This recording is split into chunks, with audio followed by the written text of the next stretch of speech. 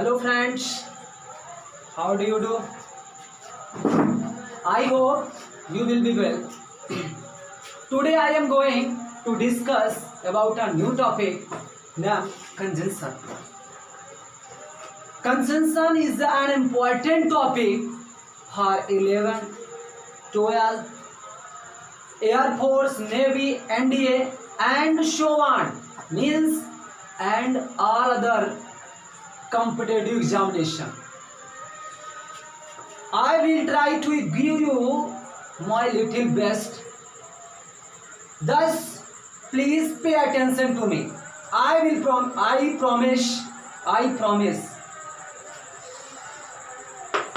Here is conjunction. What's the conjunction? Conjunction is a word which is used. Conjunction is a word which is used for joining.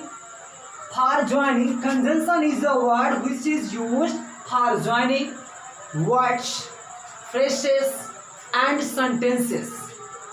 यानी कि conjunction एक ऐसा शब्द है जो क्या करता है, किन्हीं दो शब्दों, किन्हीं दो वाक्यों और फ्रेजों को आपस में क्या करता है, जोड़ता है। और ये बहुत ही इंपॉर्टेंट टॉपिक है आपके आने वाले कॉम्पिटिटिव एग्जाम के लिए और फर्स्ट ईयर इंटर के लिए भी, क्योंकि फर्स्ट ईयर इंटर में क्या होता है, बस लो कंडीशन का कंजंक्शन होता है। बाकी तो भाई आगे चल के आपको कॉम्पिटिटिव का तैयारी करना है तो बिल्कुल सब कुछ सही होगा। तो मैं बिल्कुल विश्वास दिलाता हूँ आपको, केवल आप मन से थोड़ा मन जितना भी है इधर ही लगा दीजिएगा। प्रॉमिस करता हूँ अच्छे से समझ में आएगा। और कंजंक्शन आ गया ना तो समझ लीजिएगा आपके 1 और 2 मार्क्स कंप्लीट हो गए, क्योंकि जो बड़े एग्जाम होते हैं उसमें एक दो करके आते हैं। छोटे एग्जाम है तो उसमें भी एक आध दो किसी ना किसी पार्ट में आ ही जाएगा, कोई ना कोई किसी ना किसी तरीके से पूछेगा। और इसमें क्या होता है, कन्फ्यूजन बड़ा ही होता है, क्योंकि मालूम नहीं होता। तो इसलिए सबसे पहले हम चलते हैं, बट चलने से पहले मैं आपसे कुछ जरूर बोलना चाहूंगा। Keep your face always toward, keep your face always toward the sunshine and shadow will fall behind you.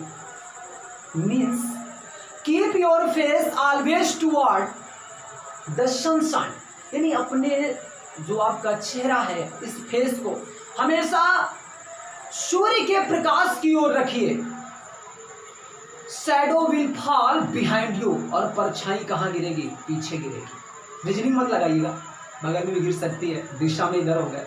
लेकिन मेरा कहना इतना है कि आप हमेशा सूर्य के प्रकाश की ओर देखिए, सक्सेस की ओर देखिए। आज सफलता आपके पीछे गिरेगी, केवल आप हार्ड वर्क करिए बस। Hard work never goes waste, you will have listen. बस इतना है कि मेहनत करिए, मेहनत बर्बाद नहीं होने वाली। तो चलते हैं अपने न्यू टॉपिक की ओर, कंजंक्शन पार्ट 1। तो पहले हम समझ लेते हैं कंजंक्शन। आपको बताया कि ये काम क्या करता है, दो शब्दों, दो वर्ड्स को या दो फ्रेजों को या दो आपके सेंटेंस हैं यानी उपवाक्य दे रखे हैं, उनको क्या करता है, जोड़ने का काम करता है। जो कंजंक्शन होता है वो कितने प्रकार का होता है, तो there are 2 types of conjunction. Conjunction के 2 प्रकार होते हैं, coordinating conjunction and subordinating conjunction. Coordinating conjunction और सबऑर्डिनेटिंग कंजंक्शन, केवल ये आपको समझने के लिए मैंने लिखा है। पेपर में जो आने वाला है इसके बाद जस्ट आपको बताने वाला हूं। तो कंजंक्शन 2 प्रकार के होते हैं, कोऑर्डिनेटिंग और सबऑर्डिनेटिंग। कोऑर्डिनेटिंग जो कंजंक्शन होते हैं उनके भी 4 प्रकार होते हैं, और जो सबऑर्डिनेटिंग होते हैं वो 8 प्रकार के आपके सामने लिखे हुए हैं। तो मैं पहले इनके बारे में समझ लेता हूं, कोऑर्डिनेटिंग कंजंक्शन। क्योंकि देखिएगा, समझ लीजिएगा, हर पेपर के लिए नाउन, प्रोनाउन, एडवर्ब, एडजेक्टिव, तो ये जो है जिस लेवल का पेपर में आता है, क्योंकि कोई चीज तो मैं नहीं कहता कि इंग्लिश है, इंग्लिश ओशियन है, बट जैसा आता है नॉर्मली बच्चे पकड़ लेते हैं। लेकिन 2 टॉपिक ऐसे हैं, प्रीपोजिशन सबसे तो इंपॉर्टेंट प्रीपोजिशन, जो प्रॉब्लम क्रिएट कर देता है। क्योंकि वहां प्रीपोजिशन में फिक्स प्रीपोजिशन भी आ जाती है और कंजंक्शन भी ऐसा टॉपिक, इसमें 2-3 ऐसे आपको कंजंक्शन मिलेंगे जो प्रॉब्लम क्रिएट करते हैं तो कोई प्रॉब्लम नहीं क्रिएट करने वाला, क्योंकि बस मन इधर लगा दीजिएगा बस आएगा। इम्पॉसिबल शब्द तो मन में होना ही नहीं चाहिए। तो देखते हैं भाई, कोऑर्डिनेटिंग कंजंक्शन मैंने बोला 4 प्रकार के होते हैं, कॉम्युलेटिव, एडवर्सेटिव, अल्टरनेटिव, इलेटिव। कौन कौन से होते हैं? कॉम्युलेटिव कंजंक्शन क्या है? यह हमेशा जोड़ने वाला कंजंक्शन होता है।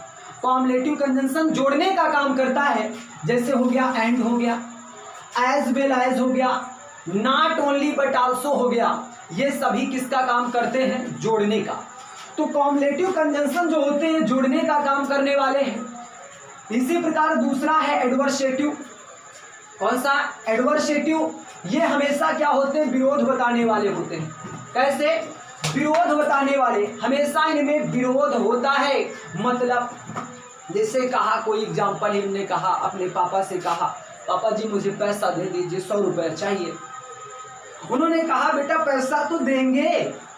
मन बड़ा प्रफुल्लित हुआ, खुशी हुए, आई बिकेम वेरी हैप्पी कि पैसा मिलने वाला है। लेकिन पापा बोल बैठे कि पैसा तो देंगे यार, लेकिन लगा, समझ जाइए, लेकिन किंतु परंतु, मतलब प्रॉब्लम हो गई, विरोध हो गया। इसका मतलब कुछ ना कुछ प्रॉब्लम क्रिएट करने वाले हैं। बात समझ रहे होंगे? तो मतलब भैया एडवर्सेटिव है तो ये विरोध बताने वाला होता है, लेकिन फिर भी ऐसा। अल्टरनेटिव क्या होता है? जो अल्टरनेटिव होता है ये विकल्प कुछ बताता है। किसको? विकल्प को। जैसे नाइदर, नार, आइदर, आर, या आर भी होता है। नाइदर, नार, आर, ऐसा। ये ही नहीं, मतलब मैं कह सकता हूं नाइदर, नार, ना तो वो ना तो वे। मतलब क्या हुआ? विकल्प चुन रहे हैं कि ना तो इसने किया ना तो इसने किया, ना तो इसने किया ना तो उसने किया। इसमें क्या हुआ? विकल्प ही तो है, ऑप्शन ही तो है कि मतलब इन दोनों में से कोई नहीं कोई तीसरा आ गया। बात समझ में आई? फिर इसी तरह आया इलेटिव। इलेटिव क्या बताता है? परिणाम, रिजल्ट शो करता है। इलेटिव परिणाम बताने वाला, जैसे सो, देयरफॉर, ये परिणाम बताते हैं। जैसे मैं स्टेशन पर पहुंचा और मैं स्टेशन पर देर से पहुंचा, लेट हो गया, तो क्या हुआ? इसीलिए ट्रेन छूट गई। मतलब क्या हुआ? परिणाम मिला है, देर होने का परिणाम। जो भी अगर अनसक्सेस भी मेरे साथ आ रहा है ना, तो उसका परिणाम है भाई साहब, हम टाइम के साथ साथ नहीं चल रहे हैं। तो टाइम के साथ चलिए, तब तो फिर भैया डिक्शनरी से ही इलेटिव खत्म हो जाएगा, और इलेटिव तब तक रहेगा जब तक टाइम के साथ नहीं चलने वाले। चलिए फिर अगली बात देखते हैं, सबऑर्डिनेटिंग कंजंक्शन। तो सबऑर्डिनेटिंग कंजंक्शन क्या है? ये 8 प्रकार के होते हैं। इनमें टाइप्स से चला करती हैं। तो पहला है टाइम है। टाइम मतलब समय, समझते होंगे, कुछ समय बताने वाले होते हैं। समय बताने वाले जैसे हो गया आपका सेंस हो गया, ये किसको डिफाइन करेगा? टाइम को डिफाइन करेगा। बिकॉज भी आ जाता है इसी में, रीजन को भी आ जाता है। सॉरी, बिकॉज इसमें नहीं आएगा, टाइम है, समय है। फिर रीजन हो गया, बिकॉज हो गया। तो रीजन मतलब कारण, कोई कारण हो गया, कोई कारण मैं स्कूल नहीं आ पाया क्योंकि, या लेकिन, मतलब जो भी आए कारण आएगा, तो रीजन डिफाइन करना है। तो बिकॉज हो गया। सिंस भी इसी में आता है, सिंस भी रीजन में आ जाता है। और पेपर में इसमें से क्वेश्चन एक आया हुआ है परेशानी वाला।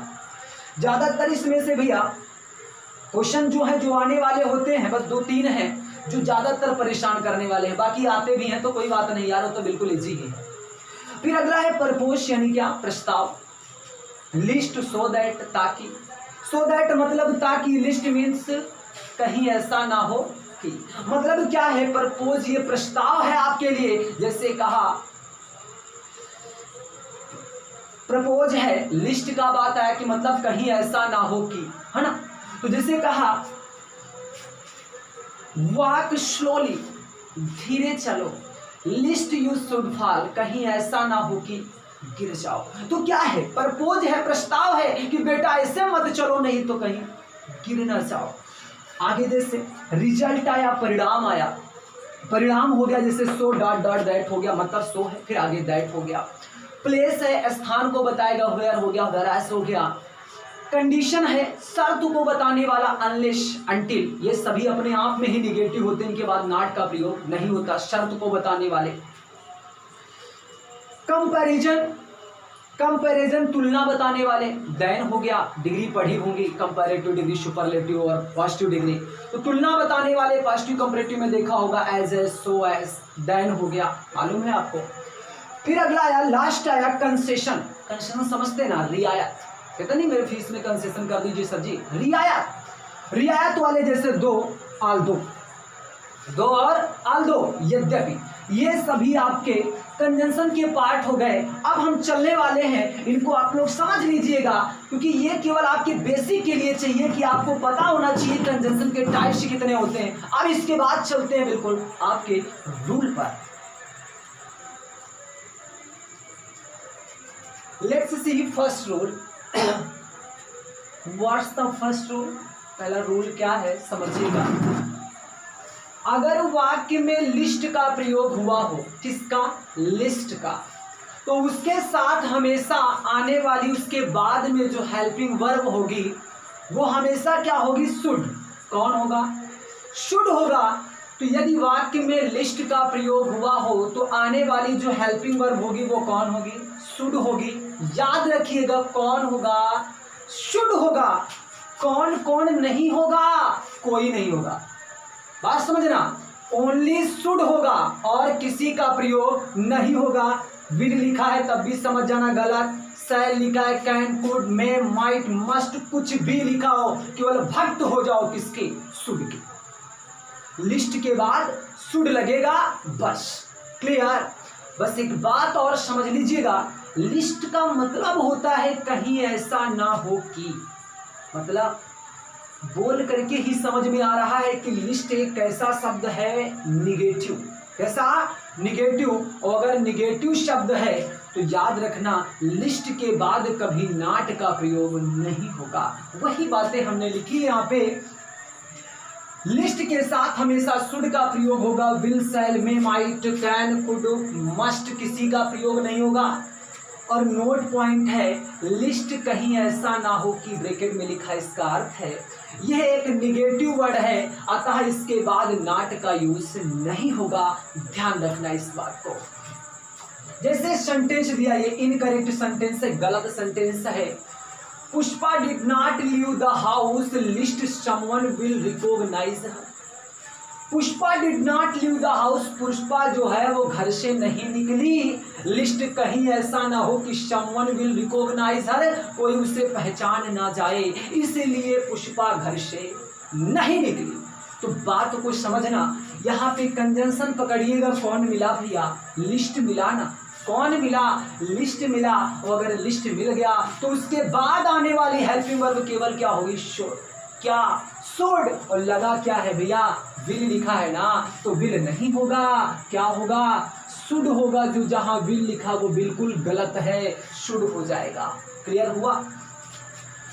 अब उसके बाद समझिएगा, बस इस बात को याद रखना, मैंने सेकंड एग्जांपल आपको नहीं कराया कि लिस्ट के बाद हो सकता है शुड लिख दे तो आप समझ लो कि गलती है ही नहीं है, लेकिन शुड के बाद नॉट लगा दे तो समझ जाना गलती है, क्योंकि लिस्ट एक नेगेटिव शब्द है, उसके बाद नॉट का प्रयोग होगा ही नहीं, तो कैसे भी पूछ सकता है आपसे। समझ रहे हैं ना? चलिए दूसरे रूल को देखते हैं। तो दूसरा रूल है, बोथ के साथ किसका प्रयोग होगा? एंड का प्रयोग होगा। बोथ के साथ किसका प्रयोग होगा? एंड का प्रयोग होगा। किसका? मैंने कहा कि बोथ के साथ किसका प्रयोग होगा? बोथ के साथ एंड का प्रयोग होगा। याद रखना, अगर बोथ आ जाए तो बोथ के आगे कौन आएगा? एंड आएगा। एज वेल एज लिखा हो, बिल्कुल ध्यान रखना, वो गलत होगा। क्या होगा? गलत होगा। बोथ के साथ केवल एंड आएगा, एज वेल एज का प्रयोग नहीं होगा।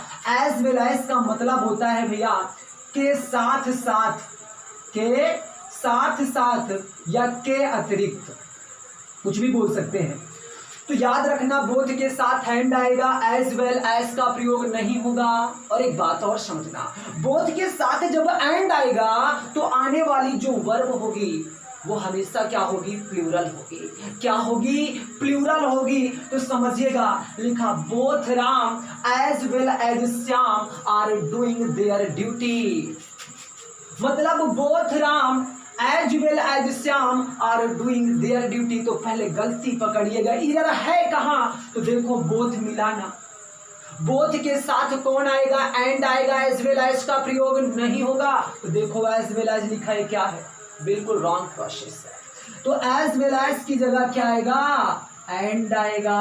कौन आएगा, एंड आएगा। और आने वाली वर्ब भी क्या होगी, प्लूरल। तो समझिएगा, both Ram and Shyam, both मतलब दोनों, राम और श्याम यानी राम और श्याम दोनों आर डूइंग देयर ड्यूटी, वो सभी अपने कर्तव्य का पालन कर रहे हैं। तो बात समझिएगा, बोथ के साथ एंड आया, तो देखो राम और श्याम हुआ तो प्लूरल वर्ब होनी चाहिए। आर मिला कि नहीं, आर से याद आया इजेम, आर सिंगुलर के साथ इज, प्लूरल के साथ आर और आई के साथ एम। तो आर लगा है ना, क्लियर है, सही है।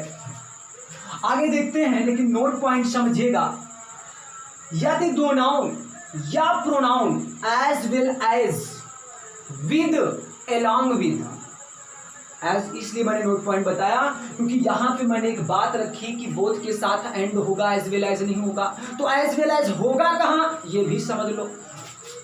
यदि दो नाउन या प्रोनाउन, यानी होगा कहां और क्या होगा प्रोसेस, वो दोनों बातें हैं। तो यदि दो नाउन या प्रोनाउन एज वेल एज से या विद से या एलॉन्ग विद से क्या हो, जुड़े हों, तो याद रखिएगा आने वाली जो वर्ब होगी अर्थात हेल्पिंग वर्ब होगी या मेन वर्ब होगी, वो हमेशा किसके अकॉर्डिंग लगेगी, सब्जेक्ट के मतलब अनुसार तो लगेगा ही, लेकिन किस वाले के, पहले वाले के, पहले वाले के अनुसार लगेगा। और याद ये भी रखना कि जो आने वाला पॉजिटिव एडजेक्टिव होगा वो भी पहले वाले के अनुसार लगेगा। ये मत समझ जाना कि चलो दो लोग जुड़ रहे हैं तो प्लूरल होगा, वर्ब भी प्लूरल लगा देते हैं, याद रखना। अगर दो नाउन या pronoun as well as with along with से जुड़े हों तो आने वाली वर्ब पहले के अनुसार और आने वाला पॉजिटिव एडजेक्टिव, पॉजिटिव एडजेक्टिव समझते ना, पॉजिटिव केस के दो पार्ट होते हैं, पॉजिटिव एडजेक्टिव और पॉजिटिव प्रोनाउन। तो पॉजिटिव एडजेक्टिव में कौन आता, वही अपने की मीनिंग, आई का, माई, ही का, हिज, सी का, हर, वी का, अवर, यू का, योर, दे का, देयर, इट का, इट्स, वन का, वंस पढ़ा होगा। तो मतलब पॉजिटिव एडजेक्टिव भी जो होगा वो पहले के अनुसार लगेगा। तो समझिएगा, पढ़ लेना रूल, इसको लिख लीजिएगा, समझ जाओगे। लिखा he as well as I am fool, he मतलब वो, एज वेल एज मतलब के साथ साथ, आई मीन्स मैं, एम फूल क्या हूँ, मूर्ख हूँ, उसके साथ साथ मैं भी क्या हूँ, मूर्ख हूँ। समझते ही होंगे आप लोग भाई, मैं उसके साथ साथ क्या हूँ, मूर्ख हूँ, या उसके वो ही नहीं उसके अतिरिक्त मैं भी क्या हूँ, मूर्ख हूँ। मूर्ख कहने में कोई दिक्कत नहीं है भैया, पागल हो जाओ किसके पीछे, पढ़ाई के पीछे। अगर उसमें कोई पागल कहे अरे भाई चिढ़ने वाली क्या बात है, ये सोसाइटी है, किसी इंसान को जानवर कह दो क्रोधित हो जाएगा, तुरंत क्रोधित होगा, मुझे जानवर बोले और कह दो भाई साहब तुम तो शेर हो यार, खुश हो जाता है। उसको ये दिमाग नहीं आता कि शेर भी तो जानवर है, शेर भी तो जानवर है, लेकिन जानवर कहो क्रोधित हो जाता है। उसको क्वालिटी जो है ना हाई लेवल की दे दो, वो जानवर बनने के लिए क्या है, तैयार है। तो मतलब वही है, पागल भी कोई दिक्कत नहीं है, पागल तो पागल है, कोई बात नहीं। तो देखो मैं वो ही नहीं मैं भी मूर्ख हूं, तो पहले समझ लेना एज वेल एज से जुड़ा है कि नहीं, जुड़ा है ना। तो आने वाली जो वर्ब होगी, वर्ब मतलब हेल्पिंग वर्ब या मेन वर्ब। तो देखो पहले आया सब्जेक्ट के बाद हेल्पिंग वर्ब आई, तो हेल्पिंग वर्ब क्या मिला, एम। एम से याद आया इज, एम, आर, एम तो किसको देख के लगा है, आई को, लेकिन मैंने कहा as well as with along with, अगर जुड़े हैं दो लोग तो पहले के अनुसार लगेगा। तो भाई साहब पहला देखो कौन है, ही मिला ना। तो आपको पता है एम से याद आया इज, एम, आर, तो सिंगुलर के साथ इज, प्लूरल के साथ आर और आई के साथ एम। तो ये आई के लिए लगा तो गलत है भैया, पहले के अनुसार मिल लगेगा। तो पहले ही है, ही सिंगुलर में आएगा, he, she, it, name, place, everybody, everyone, somebody, someone, nobody, no one, ये सब पढ़ा होगा। तो सिंगुलर है तो एम नहीं होगा भैया, क्या होगा, इस हो जाएगा। क्लियर। तीसरा रूल देखिएगा, लिखा है रिलेटिव प्रोनाउन। रिलेटिव प्रोनाउन समझिएगा, कौन संबंध बताने वाले जो सर्वनाम है, जैसे कौन, who, whom, which, whose, that, ये सभी क्या है, रिलेटिव प्रोनाउन है। और एक बात याद रखना, जो हेन है और वेयर है, ये भी कभी कभी रिलेटिव प्रोनाउन का काम करने लगते, कभी कभी, सेल्डम, हमेशा नहीं, ऑलवेज नहीं, सेल्डम। तो who, whom, which, whose, that जो रिलेटिव प्रोनाउन है के पहले कंजंक्शन एंड का यूज नहीं होता। ध्यान रखना, संबंध बताने, जब संबंध बताया जा रहा हो तो उस समय इन रिलेटिव प्रोनाउन से पहले एंड का प्रयोग नहीं होता। क्लियर है ना भैया? तो लिखा है आपका incorrect sentence, she is my mother, वो मेरी मम्मा है, and who loves me very much, जो मुझे बहुत ही ज्यादा क्या करती है, प्रेम करती है। बिल्कुल सही भी है। Even a bad child loved for his mother and even a bad mother loved for his child. कितनी भी खराब माँ हो अपने बच्चे के लिए प्यारी होती है, और कितना भी खराब बच्चा हो उसके अपने बेटे मतलब माँ के लिए, उस माँ के लिए वो खराब बच्चा भी क्या है, बहुत ही अच्छा है। तो माँ लिखा है, शी इज माई मदर, वो मेरी मम्मा है, and who loves me very much, जो मुझसे बहुत ही प्रेम करती है। तो चलिए देखते हैं भाई, इसमें देखो कहीं रिलेटिव प्रोनाउन आया क्या सर जी? आया है, हु मिला ना, और हु से पहले कौन लगा, एंड लगना नहीं चाहिए, तो फिर ये क्या है, गलत है। क्लियर हुआ ना? गलत है। और कामा भी लगा है तो भी कामा भी हटा देंगे, केवल होगा she is my mother who loves me very much, comma हटा दीजिएगा भैया, होगा she is my mother who loves me very much. Clear? तो आप लोग बिल्कुल इसको कंप्लीट कर लीजिएगा। Good night, bye bye.